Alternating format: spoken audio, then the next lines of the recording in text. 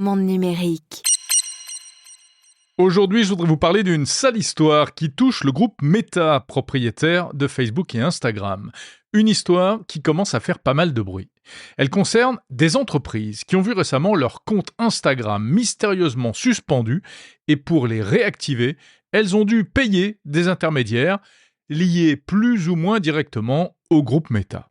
Qu'est-ce que c'est que cette histoire ? Eh bien, c'est une histoire qui commence sur le réseau social LinkedIn avec des messages d'entrepreneurs un peu désespérés racontant leurs mésaventures. Ensuite, le premier qui en parle, eh bien, c'est mon camarade Carlos Diaz dans son podcast Silicon Carnet.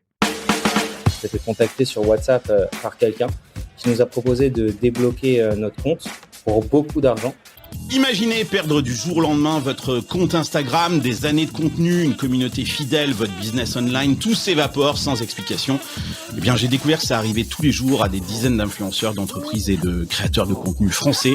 Voilà, pour en savoir plus, il faut écouter évidemment cet épisode complet de Silicon Carnet. À chaque fois, en tout cas, la même chose, les comptes Instagram de ces entreprises qui comptent des dizaines de milliers d'abonnés et qui sont utilisés pour vendre des produits en ligne via les publicités, donc très important pour le business de ces sociétés. À chaque fois, les comptes ont été suspendus sans explication du jour au lendemain. Et plusieurs victimes, en France, ont dû payer tantôt 1 500 €, tantôt 12 000 € en liquide, auprès même de mystérieux coursiers venus chercher l'argent à domicile. La journaliste française Charlie Perrault des Échos a enquêté sur cette histoire. On peut lire son article actuellement en ligne. Elle raconte notamment tout le mode opératoire. À chaque fois, les comptes sont signalés. Et c'est à cause de signalements massifs que mécaniquement, Meta en vient à suspendre les comptes Instagram concernés pour être conformes à la réglementation européenne. C'est à ce moment-là que se déclenche la deuxième phase. De mystérieux intermédiaires se manifestent auprès des entreprises concernées pour leur proposer de débloquer les comptes, moyennant des sommes rondelettes, toujours à payer en liquide ou en crypto-monnaie. Charlie Perrault. Certains donc se sont fait soit contacter par des personnes, soit d'autres entrepreneurs leur ont donné des contacts apparemment de personnes, d'agences, on va dire d'intermédiaires qui proposent de faire donc de rétablir, réactiver leur compte Instagram, évidemment pas gratuitement.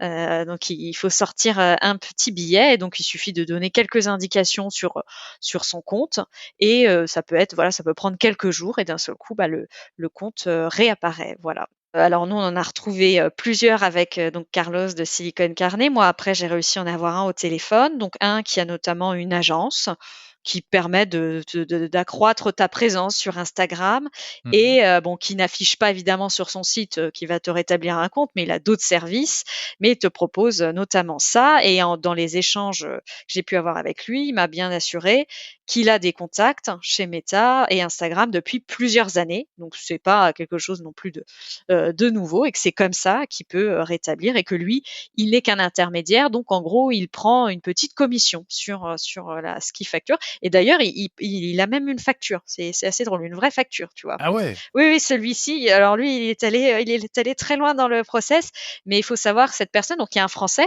un nom français, etc., et avec qui j'ai échangé un numéro de téléphone français, mais il est basé à Dubaï. Alors comment peuvent-ils débloquer ces fameux comptes ? Eh bien, soit ils ont des complicités chez Meta, soit ce sont eux-mêmes des employés ripoux. En tout cas, pour cela, techniquement, on sait qu'ils utilisent un logiciel interne baptisé Oops, une sorte de super système qui peut bloquer ou débloquer en un instant n'importe quel compte Instagram ou Facebook.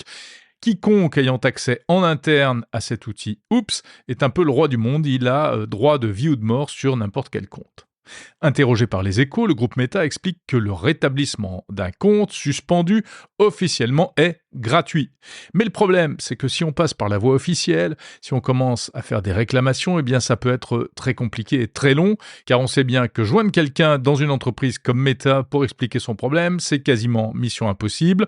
En général, on se noie sous un échange d'emails interminable et ça n'aboutit pas.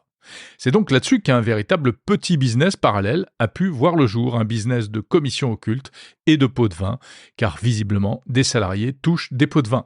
Il y a quelque chose de pourri au royaume de Meta. Alors, le groupe est en réalité sans doute plus victime qu'autre chose, et il est bien conscient du problème, car il y a quelques années, déjà alerté par la presse américaine, il avait fait le ménage en licenciant au moins une vingtaine d'employés. Mais visiblement, le business louche continue de plus belle. Une question se pose, les débloqueurs miracles sont-ils de mèche avec les bloqueurs ? Autrement dit, les comptes sont-ils suspendus délibérément pour ensuite faire chanter les entrepreneurs ? Quoi qu'il en soit, en attendant que la justice s'en mêle, si ça vous arrive, la logique voudrait qu'on vous conseille de ne pas payer, mais évidemment, c'est plus facile à dire qu'à faire. Vous aimez écouter des podcasts, vous avez peut-être envie de créer le vôtre, votre propre podcast. Alors rendez-vous sur le site formationpodcastpro.com. C'est une formation en 25 vidéos que je vous propose pour tout savoir sur le podcast. Quel matériel choisir, comment enregistrer dans les meilleures conditions, comment préparer un épisode de podcast et comment mener une interview comme un journaliste. Je vous dis tout, je vous donne des trucs et des conseils. Que vous soyez un particulier passionné ou un professionnel qui veut en savoir plus sur la communication par podcast, c'est la trousse à outils idéale à acquérir en cette fin d'année. Et pour vous faire une idée, vous pouvez télécharger dès à présent la FAQ du podcasting disponible gratuitement sur le site formationpodcastpro.com.